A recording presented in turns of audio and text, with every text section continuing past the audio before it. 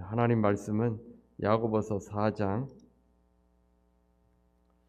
1절에서 17절까지의 말씀입니다. 야고보서 4장 11절부터 17절까지입니다. 야고보서 4장 11절부터 17절까지의 말씀입니다.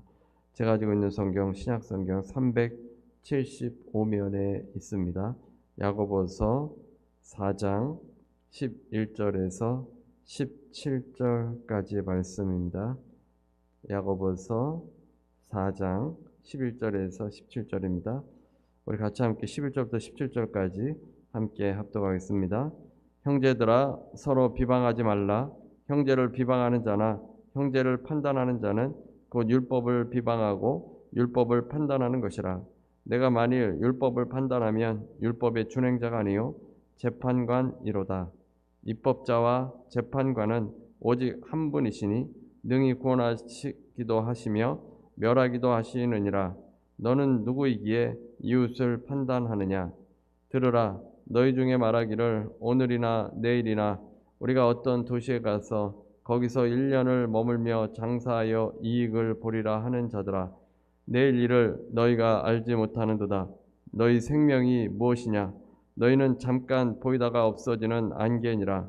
너희가 도리어 말하기를 주의 뜻이면 우리가 살기도 하고 이것이나 저것을 하리라 할 것이거늘 이제도 너희가 허탄한 자랑을 하니 그러한 자랑은 다 악한 것이라. 그러므로 사람이 선을 행할 줄 알고도 행하지 아니하면 죄니라. 아멘.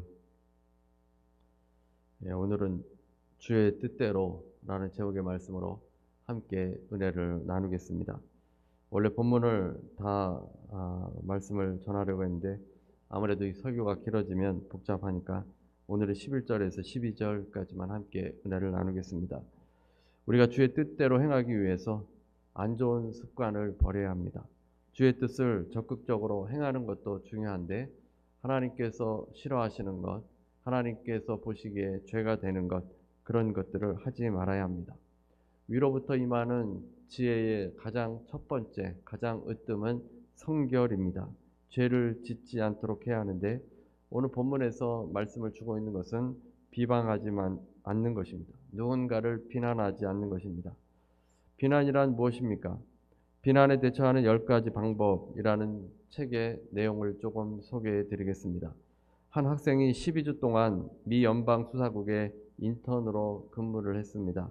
버지니아주에 위치한 FBI 기술연구시설 내에 전자감시기술부에 배치가 되었습니다. 그의 말에 의하면 그 부서의 모토가 우리는 하나님을 신뢰한다. 그러나 다른 모든 것은 우리의 감시 대상이다. 이렇게 적어놨다고 합니다. 그들의 일이 감시하는 것이기 때문에 그런 모토를 정한 겁니다. 우리는 FBI 요원도 아닌데 하나님을 신뢰하면서도 감시하는 모습이 있을 수 있습니다. 감시하는 것이 마치 역사적 사명이나 띈 듯이 다른 사람을 판단하고 감시할 때가 있습니다. 우리의 사명은 무엇입니까? 주의 말씀대로 사랑하는 일인데 감시하는 모습으로, 비난하고 비평하는 모습으로 바뀌어질 수 있다는 사실입니다. 물론 그것이 필요할 때도 있습니다. 판단이 필요할 때도 있습니다. 고린도전서 5장 3절에 보면 내가 실로 몸으로는 떠나 있으나 영으로는 함께 있어 거기 있는 것 같이 이 일 행한 자를 이미 판단하였노라. 주 예수의 이름으로 너희가 내 영과 함께 모여서 우리 주 예수의 능력으로 이런 자를 사단에게 내어 주었으니 이는 육신은 멸하고 영은 주 예수의 날에 구원 얻게 하려 함이라. 바울은 이 일 행한 자를 판단하였다고 했습니다. 잘못 행하는 자에 대해서, 죄를 행하는 자에 대해서 우리가 판단이 있어야 합니다. 사도 요한도 판단합니다. 요한일서 4장 1절에 보면 사랑하는 자들아 영을 다 믿지 말고 오직 영들이 하나님께 속하였나 시험하라. 많은 선지자가 세상에 나왔음이라. 영이 하나님께 속해 있는지를 분별하라, 판단하라는 겁니다. 그래서 판단이 또는 비판이 다 나쁜 것은 아닙니다. 판단해야 될 때는 우리가 판단을 해야 합니다. 어제 그것이 알고 싶다라는 프로에 하늘궁과 청와대라는 프로를 잠깐 보았습니다. 허경연 씨가 교주가 아니라고 하면서도 자신은 신이라고 주장을 했습니다. 온갖 잡신을 다 갖다 놓고서는 이 허경영이 사람들에게 안수 기도를 합니다. 마치 목사처럼 기도를 하는데 상담은 10만 원, 축복받는 것은 100만 원이고 천국보다 천국 아닙니까? 천국보다 더 높은 백국행 티켓 백국 명패는 300만 원에 판매하고 있었습니다. 지지자들은 그의 눈만 봐도 병이 낫고 행운이 올 거라고 믿고 있습니다. 20억을 대출해서 하늘궁에 바쳤다는 지지자도 있었습니다. 정신과 의사가 말하기를 유튜브를 통해서 이 허경영 씨의 강연을 계속 보다 보면 우리의 머리가 처음에는 저게 아닌데 라고 저항을 하는데 계속 그 영상을 보면 저항하다가 피곤해서 그 거짓을 사실로 받아들이게 된다는 겁니다.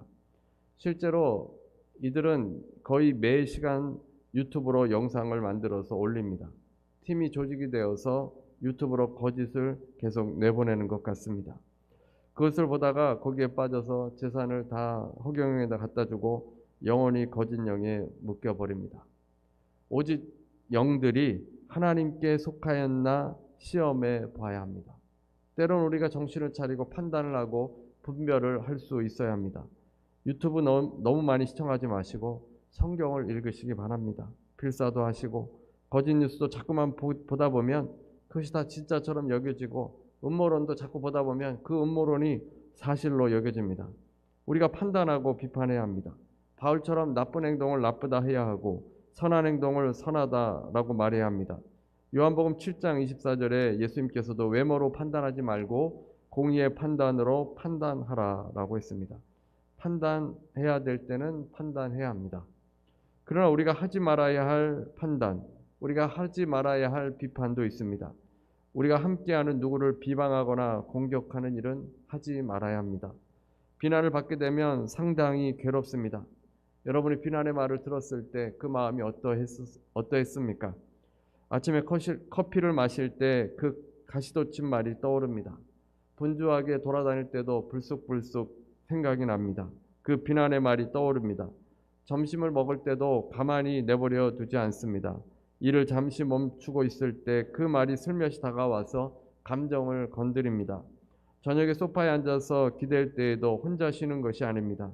잠자리에 들어도 그것이 옆에서 계속 작담합니다. 새벽 3시에 그것은 우리를 깨웁니다. 우리 귀로 들어온 비난은 계속 머물러 있습니다. 이 불청객이 빨리 사라지기를 바랍니다. 그 말이 떠올리는 기억은 엄청난 고통을 안겨줍니다. 이렇게 힘든 것이 비난을 받는 일입니다. 그런데 비난을 받아서 고통을 당하면서도 나도 모르게 또한 누군가를 내가 비난할 수 있습니다. 자신이 마음을 정말 후벼팔 정도로 아픔을 당했음에도 불구하고 이제는 내가 누군가를 또 비난하게 될 수도 있다는 사실입니다. 비난하면서 정당하게 생각합니다. 그러나 주님께서는 비난하지 말도록 말씀해 주셨습니다. 마태복음 7장 1절에 보면 비난을 받지 아니하려거든 비판하지 말라. 비판받지 않으려면 비판하지 말라고 했습니다. 이 말씀을 우리가 꼭 기억해야 합니다. 왜 항상 제때에 도착하지 않는 거야? 그 사람은 항상 늦어요. 좀 똑똑하지 않은 것 같아요. 그래도 교회에서는 집사래요. 4살 배기 우리 아이가 그보다는 더 잘할 거예요. 이런 말 속에는 경멸이 들어가 있습니다. 상대방의 인격을 무시하고 사람들 앞에서 조롱합니다. 마치 재판관이 되어서 이렇다 저렇다 말합니다. 이런 비방은 하지 말아야 합니다. 비방할 때는 마음대로 그냥 하게 되어지는데 그 비방에는 대가가 있습니다. 마태복음 7장 2절입니다. 너희가 비판하는 그 비판으로 너희가 비판을 받을 것이요 너희가 헤아리는 그 헤아림으로 너희가 헤아림을 받을 것이니라. 우리가 누군가를 비방할 때, 누군가를 비판하고 판단할 때 우리 안에 기준이 들어와 있다는 겁니다. 어떻게 해야 하는지 우리 속에 나름대로의 잣대를 갖게 됩니다. 그래서 그는 그 일을 하지 말아야 돼. 나라면 그런 일을 절대 하지 않을 거야. 어떻게 해야 하는지를 내 마음속에 이미 알고 있는 겁니다. 주님께서 어떻게 말씀하셨습니까?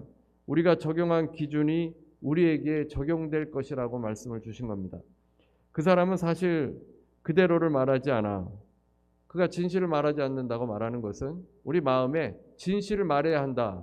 이 사실, 이 진리를 깨닫고 있습니다. 그래서 진실을 감추지 말아야 한다. 이 기준을 갖고 남을 비난하는 겁니다. 그런데 그 진리가 남에게만 적용되는 것이 아니라 나 자신에게도 적용이 됩니다. 내가 진실을 말하지 않을 때 그 기준은 나에게도 적용이 돼서 내가 심판받게 되는 겁니다. 내가 항상 진실을 말해야만 하는데 그럴 수 있습니까? 남 비난할 때는 비난하다가 또 내가 거짓말할 때는 은근슬쩍 넘어가려고 하는데 그 기준으로 주님께서는 너도 비판받게 될 것이다 라고 말씀하는 겁니다. 무섭지 않습니까? 그는 자신의 일을 열심히 하지 않아 성실한 것이 좋은 것임을 우리 마음에는 그 기준으로 삼고 있는 겁니다. 그런데 남을 비난할 때는 그렇게 비난했는데 내가 나타날 때는 어떻습니까? 나도 역시 그 잣대에 동일하게 적용이 된다는 사실입니다. 그 사람은 내 실수를 잊지 않을 거야. 용서하는 것이 더 낫다는 것을 말합니다. 그래서 그 사람은 용서해야 된다 이렇게 말하고 있습니다. 그런데 그 잣대는 우리 역시 그 말한 사람 역시 용서하지 않을 때 동일하게 적용이 되어집니다. 그 헤아림으로 그대로 받게 되는 겁니다. 그는 너무 냉담하고 딱딱해 따뜻하게 사랑해야 하는 기준을 갖고 있습니다. 그래서 남을 비난하고 판단하는데 그 사랑의 법칙이 내가 누군가에게 냉담하고 딱딱하게 대할 때 나에게도 적용이 되는 겁니다. 내가 기준을 안다고 할 때 우리는 두려워해야 합니다. 우리가 그 기준을 가지고 남을 비판할 때 두려워해야 합니다. 왜냐하면 누군가의 결함을 비난할 때는 좋았지만 내가 잘못할 때는 그 기준으로 주님께서 너도 그 기준으로 판단받을 것이다 라고 말씀하셨기 때문입니다. 너희의 헤아리는 그 헤아림으로 너희가 헤아림을 받을 것이니라. 이 헤아림으로 우리도 판단을 받게 됩니다. 주님께서는 마태복음 7장 3절 5절에 이렇게 말씀하십니다. 어찌하여 형제의 눈 속에 있는 티는 보고 내 눈 속에 있는 들보는 깨닫지 못하느냐. 보라, 내 눈 속에 들보가 있는데 어찌하여 형제에게 말하기를 나로 내 눈 속에 있는 티를 빼게 하라 하겠느냐. 외식하는 자여 먼저 내 눈 속에서 들보를 빼어라. 그 후에야 밝히 보고 형제의 눈 속에서 티를 빼리라. 한 병사의 군복 단추가 열린 것을 보고 연대장이 지나가다가 그것을 보게 됐습니다. 연대장이 걸음을 멈추더니 젊은 병사의 눈을 째려보면서 호통을 쳤습니다. 이봐, 주머니 단추를 채워. 병사가 지금 말입니까? 그런 대답이 어디 있나? 물론 지금이지. 이 병사는 매우 난처해하면서 연대장 주머니 단추를 채웠다고 합니다. 비판적인 사람은 상대방의 흠만을 봅니다. 자신의 주머니 단추가 열린 것도 모르고 이 병사에게 지금 단추를 채우라고 했는데 이 병사도 자신의 주머니에 단추가 열린지 모르고 연대장의 단추를 채운 겁니다. 어찌하여 형제의 눈 속에 있는 티는 보고 내 눈 속에 있는 들보는 깨닫지 못하느냐. 비판하는 자는 조그마한 그런 티를 면밀히 살핍니다. 그 흠을 공개적으로 드러내기 위해서 많은 시간과 에너지를 낭비합니다. 그렇게 하면서 정작 자신에게 있는 들보는 빼내지 않는다는 사실입니다. 여러분, 요즘도 여러분의 죄에 대해서 고백하고 여러분의 결함을 발견하고 있습니까? 아니면 남의 잘못이 눈에 들어옵니까? 잘못을 가지고 주님께 회개하며 나아가고 있습니까? 아니면 마치 아무런 죄도 짓지 않은 것처럼 주님, 만일 제가 죄를 지었다면 죄송합니다 라고 형식적으로 기도합니까? 남의 단추가 풀린 것을 보기 전에 내 단추가 풀리지 않았는지를 점검할 수 있어야 합니다. 내 마음을 살피면서 성령께서 내 마음 가운데 혹시라도 주님 앞에 지은 죄를 보여달라고 기도하면서 마음을 찢고 회개하는 모습으로 나아가야 합니다. 오늘 본문에서 야고보 사도는 심각하게 비방의 문제를 다루고 있습니다. 왜 비방하지 말아야 합니까? 첫 번째로 우리가 다 형제들이기 때문입니다. 주님 안에서 우리는 다 형제요 자매입니다. 영적인 가족입니다. 11절입니다. 형제들아 서로 비방하지 말라. 형제를 비방하는 자나 형제를 판단하는 자는 곧 율법을 비방하고 율법을 판단하는 것이라. 비방이라는 말은 카타랄레오라는 단어인데 대항하여 말하다라는 의미입니다. 대적하여 말하는 겁니다. 반드시 거짓말만 말하는 것을 말하는 것이 아니라 진실이라고 하더라도 그 진실로 상대방을 대적하는 것, 상대방을 공격하는 것, 상대방을 대항하는 그 말을 비방이라고 합니다. 그래서 듣는 이로 하여금 험담, 이 대상을 존중하지 않고 이제 사랑하지 못하게 그래서 어떤 그 자리에 없는 그 사람을 대적하는 그런 비방을 말합니다. 잠언 11장 13절에 보면 두루 다니며 한담하는 자는 남의 비밀을 누설하나 마음이 신실한 자는 그런 것을 숨기느니라. 잠언 기자는 절대로 대적해서 말하지 않겠다고 한 겁니다. 잠언 말씀도 이스라엘에게 주시는 말씀 아닙니까? 일단 우리가 모두 형제들이기 때문에 비방하지 말라는 겁니다. 11절에 보면 형제들아, 형제를 비방하는 자나 형제를 판단하는 자는 형제들아, 형제를 이라고 계속 반복해서 말씀합니다. 주님 안에서 영적인 한 가족이 되었습니다. 영적인 형제요 자매가 된 사실입니다. 그 가족을 비방하면 어떻게 되겠습니까? 자기 가족을 비방하고 정죄하면 그 가족이 정상적인 가족이라 할 수 없을 겁니다.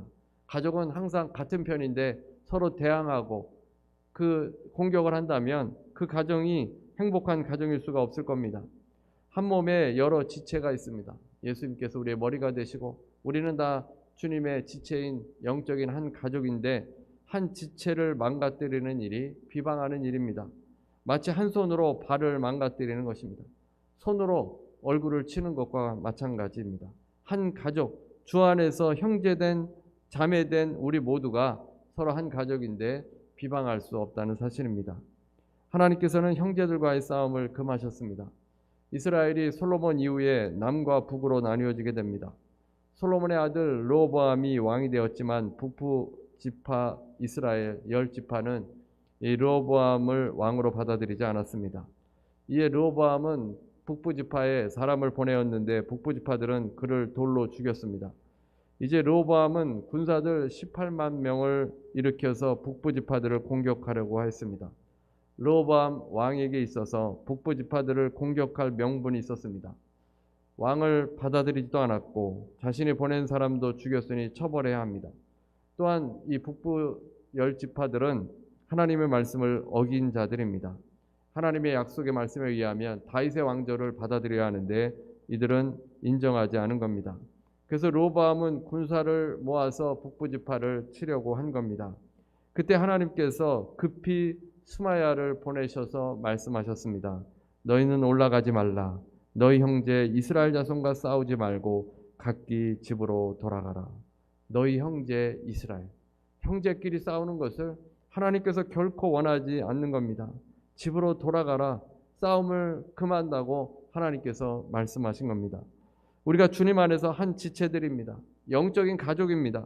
아프면 서로 돌보고 기도해주고 도움이 필요할 때 실제적으로 도움을 주는 영적인 가족입니다. 주님 안에 형제를 대적할 수 없습니다. 같은 편입니다. 비방하는 것은 형제에 대해서 대적하는 말을 하는 겁니다. 형제와 전쟁을 하듯이 그를 아프게 하는 것입니다. 비방은 내 가족에게 죄를 짓는 것입니다. 두 번째는 율법을 판단하는 일이기 때문입니다. 11절 중간에 보면 곧 율법을 비방하고 율법을 판단하는 것이라 내가 만일 율법을 판단하면 율법의 준행자가 아니요 재판관이로다. 비방하는 사람, 남을 판단하는 사람은 율법을 비방하고 판단하는 것이라고 했습니다. 율법을 판단하면 그 사람은 재판관이 되는 겁니다. 입법자가 되는 겁니다. 새 번역에서는 이렇게 번역했습니다. 11절입니다. 형제자매 여러분 서로 헐뜯지 마십시오. 자기 형제자매를 헐뜯거나 심판하는 사람은 율법을 헐뜯고 율법을 심판하는 것입니다. 그대가 율법을 심판하면 그대는 율법을 행하는 사람이 아니라 율법을 심판하는 사람입니다. 비방하는 사람, 판단하는 사람이 심판하는 사람이 된다는 겁니다. 우리가 쉽게 남을 비방할 수도 있고 판단할 수도 있는데 그렇게 되면 그 사람이 바로 심판하는 자, 재판관이 된다는 겁니다. 그 이유가 무엇입니까? 왜 우리가 남을 비방하고 판단하는데 심판자, 재판관이 된다는 말씀입니까? 율법의 핵심을 어기기 때문입니다. 율법의 핵심은 사랑입니다. 야고보서 2장 8절에 보면 너희가 만일 성경에 기록된 대로 내 이웃 사랑하기를 내 몸과 같이 하라 하신 최고의 법을 지키면 잘하는 것이거니와. 최고의 법, 율법의 핵심은 형제 사랑인데 형제를 사랑하지 않고 비방하는 것은 율법을 범한 사람, 율법 전체를 범한 사람이 되기 때문입니다. 하나님께서는 한 사람 한 사람 주의 백성들을 시기하기까지 사랑하시는 분이십니다. 하나님의 형상으로 지음받은 인간을 하나님께서 사랑하십니다. 형제를 비방하는 일은 율법을 무시하고 자기 마음대로 율법 조항을 만들어내는 일이기 때문에 재판관이 되는 겁니다. 하나님의 말씀을 무시하는 것은 하나님을 무시하는 것이고 하나님 위에서 자신이 판단자가 되는 겁니다. 형제를 비방하는 것은 그를 만드시고 사랑하시는 하나님을 비방하는 것과 같습니다. 그래서 율법을 판단하는 자, 재판관이 되는 것은 단순한 문제가 아닙니다. 가벼운 죄가 아닙니다. 하나님을 떠나서 스스로 재판관이 되는 것은 죄의 본질입니다. 하나님께서 율법을 만드시는 분이시고 재판관이시고 심판자이신데 우리 스스로의 생각으로 하나님을 떠나는 것이 원죄입니다. 하나님 없이 잘 살아보겠다고 하는 것이 죄입니다. 아담과 하와가 먹은 나무의 실과가 선악을 알게 하는 나무의 실과였습니다. 선과 악을 분별하는 주체가 된다는 것을 의미합니다. 선악과를 먹는다는 것은 선과 악을 분별할 수 있는 주체가 되겠다라는 의미를 말하고 있습니다. 입법자가 되고 재판관이 되겠다는 의미입니다. 하나님처럼 되려고 아담과 하와가 선과 악을 분별하는 신이 되려고 그 실과를 먹었던 겁니다. 스스로 하나님을 떠나서 새로운 존재가 되려고 하였습니다. 그것이 더 좋게 보였습니다. 자신이 피조물임을 잊어버리고 선악을 판단하려는 주체가 되려고 할 때 그들에게 찾아온 것은 에덴 동산에 쫓겨나고 삶의 고통과 죽음이 찾아왔을 뿐입니다. 오직 하나님께서만 선과 악을 온전하게 판단하시는 분이십니다. 인간이 선악을 판단하는 재판관이 되려는 것이 원죄입니다. 그 마음이 우리에게 다 심겨져 있어서 우리가 하나님의 율법을 무시하고 하나님의 말씀을 무시하고 하나님께서 사랑하라고 하셨는데도 그냥 그 원죄를 따라서 내가 재판관이 되어서 누군가를 비방하고 누군가를 판단하고 누군가를 비난하는 것을 기뻐하는 모습인 것입니다. 남을 비방하는 문제, 판단하는 문제는 재판관이 되려는 심각한 문제입니다. 우리는 율법의 준행자, 율법을 순종하고 복종하고 따라가는 자들이지 결코 재판관이 아닙니다. 세 번째는 하나님의 자리에 앉는 것입니다. 12절입니다. 입법자와 재판관은 오직 한 분이시니 능히 구원하기도 하시며 멸하기도 하시느니라. 너는 누구이기에 이웃을 판단하느냐. 야고보 사도는 하나님 한 분, 오직 한 분이시니 하나님은 오직 한 분이시니 구원하기도 하고 멸하시기도 한다고 강조합니다. 통치자는 오직 한 분, 하나님뿐입니다. 심판주도 오직 한 분, 하나님뿐입니다. 하나님께서 선악을 판단하시는 분이시기 때문에 하나님께서 오직 한 분, 하나님께서 심판하십니다. 우리는 하나님이 아닙니다. 아무리 대단해도 인간은 금방 무너지고 떨어질 수밖에 없는 나약한 인간입니다. 하나님이 구원하실 수도 있고 멸망시킬 수도 있는 그 하나님이신데 인간은 그럴 능력이 없고 부족합니다. 나약한 인간이 하나님의 자리에 앉는 것을 좋아하지만 결국 불완전하고 연약하고 부족한 인간임을 깨달을 수밖에 없습니다. 감히 어떻게 하나님의 자리에 앉을 수 있겠습니까? 오미크론 확산에 다들 걱정이 앞섭니다. 남을 비방할 때는 마치 무언가 된 듯 판단하지만 실제로 자신 앞에 놓여 있는 문제조차 해결할 수 없는 것이 인간입니다. 한 치 앞도 내다볼 수 없는 것이 인간입니다. 내일 무슨 일이 벌어질지 확신할 수 없는 것이 우리들의 모습입니다. 그렇게 연약한데 하나님의 자리에 앉아서 형제자매를 어떻게 교만하게 판단할 수 있습니까? 야고보 사도는 직접적으로 말씀합니다. 너는 누구냐? 형제를 비방하고 다투는데 너는 누구이기에 그렇게 이웃을 판단하느냐고 말씀합니다. 왜 이렇게 묻겠습니까? 교만하여져서 자신이 마치 하나님처럼 남을 비방하고 판단하기 때문입니다. 하나님처럼 말하고 행동하는 교만을 지적합니다. 내가 하나님이냐라고 묻는 것입니다.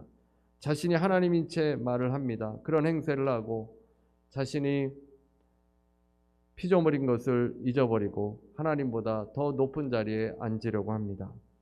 야고보 사도는 정신을 차리고 내 자리로 돌아가라고 말씀합니다. 너는 율법을 세우고 그 율법을 준 권위자가 아니다. 다만 그 율법 아래에서 살도록 지음받은 사람에 불과하다. 너는 심판주가 아니다. 너는 심판날에 심판대 앞에 서야 하는 존재일 뿐이다 라고 말씀합니다. 우리가 누군가를 평가하는 이유가 있다면 그것은 그 사람을 도와야 하는 이유여야 할 것입니다. 또는 그 사람의 잘못을 보고 우리는 올바로 살도록 하기 위함입니다. 누군가를 평가하거나 심지어 판단하는 것 자체를 목적으로 하는 것, 누군가를 공격하려고 하고 누군가를 깔아내리려고 하는 것, 그것은 입법자와 재판관이신 하나님만이 하실 수 있습니다. 우리는 스스로 판단자가 되어서 감히 이렇다 저렇다 말할 수 없는 사람들입니다. 죄인이 어떻게 죄인을 판단합니까? 감옥에서 죄수가 어떻게 죄수를 판단할 수 있겠습니까? 또 다른 죄수를 판단할 수 없습니다. 오늘은 대림절 둘째 주입니다. 예수님께서 이 땅에 오신 이유는 우리 모두가 죄인이고 우리 모두가 부족하고 우리 모두가 구원받아야 하기 때문입니다. 어느 누구도 죄인이 아닌 사람이 없습니다. 의인은 없나니 하나도 없습니다. 모두가 치우쳐 하나님을 떠난 죄인입니다. 그래서 우리 모두는 예수님이 필요합니다. 예수님께서 우리의 사정을 아시고 형편과 모습을 아시고 이 땅에 오셨습니다. 주님으로 인해서 우리는 긍휼을 입게 되었습니다. 긍휼 받은 우리가 누구를 판단하고 비방하겠습니까? 영적인 한 가족이기에 대적하는 말을 할 수 없습니다. 또한 비방하는 일은 율법을 판단하는 일입니다. 우리가 그럴 수 없습니다. 형제 사랑이 율법의 핵심이기 때문에 우리는 순종해서 사랑해야 합니다.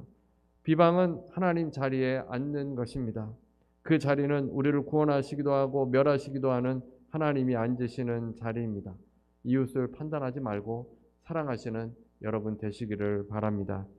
이제 우리가 성찬을 함께 할 때인데 우리 안에 비방하는 모습이 있다면 회개하시기 바랍니다. 우리 모두 긍휼을 입은 사람입니다. 용서받은 죄인입니다. 생각나는 것들 다 주님 앞에 내려놓고 정결한 모습으로 우리 성찬에 참여하시기 바랍니다. 우리 함께 다 같이 성찬하기 전에 기도하는 시간 갖도록 하겠습니다. 할렐루야. 하나님 감사합니다. 아버지 하나님, 주여 아버지 하나님, 우리의 마음에 아버지 정죄하는 마음, 비난하는 마음, 비판하는 마음이 있었습니까? 아버지 하나님, 이 모든 것을 회개하기를 원합니다. 하나님 아버지, 우리도 죄인인데 죄인인 우리가 누구를 판단하고 누구를 비난하겠습니까? 누구를 대적하고 누구를 대항하겠습니까? 하나님께서 우리에게 말씀을 주시고 율법을 주셨다는데 그 율법은 사랑하라는 말씀입니다. 형제를 사랑하라는 말씀입니다. 아버지, 마음을 다하여 사랑하게 하시고 마음을 다하여 이해할 수 있게 하시고 마음을 다하여 하나님께서 기뻐하시는 삶으로 나아갈 수 있도록 비방하지 아니하도록 은혜를 더하여 주옵소서. 아버지, 비방했던 우리의 모습을 돌아보게 하여 주시고 하나님, 내 자신을 점검할 수 있게 하여 주시고 예수 그리스도의 피로 정결하게 씻어 주셔서 하나님께서 기뻐하시는 아버지의 모습이 되길 원합니다. 예수 그리스도의 피와 살을 대하고자 합니다. 하나님, 우리의 죄를 사하여 주시고 그 피로 정결하게 씻어 주시고 아버지, 그 피로 하나님 앞에 의인으로 서게 하여 주시고 하나님 앞에 부족함이 없기를 원합니다. 아버지께서 도와주옵소서. 아버지, 사랑의 사람으로 더 성장하게 하여 주시고 아버지, 비방의 말을 하지 않게 하여 주옵소서. 한담하는 말을 하지 않게 하여 주옵소서. 하나님, 기뻐하시는 말 하게 하여 주시고 하나님을 영화롭게 하는 말을 할 수 있도록 은혜를 더하여 주옵소서. 아버지, 비난으로 비평으로 판단으로 사람들이 많은 고통을 당합니다. 하나님, 교회의 공동체 아버지 그리스도의 공동체에는 아버지 비방이 완전히 사라지게 하여 주옵소서. 아버지, 다 사라지게 하여 주옵소서. 하나님, 우리가 긍휼한 마음으로 서로를 아버지 이해할 수 있도록 은혜를 더하여 주옵소서. 긍휼한 마음으로 아버지 붙들 수 있도록 인도하여 주시고 하나님께서 도와주시옵소서. 할렐루야. 할렐루야. 하나님 감사합니다. 아버지 하나님 감사합니다. 아버지 영광을 받아 주시옵소서. 예수님의 이름으로 기도드립니다.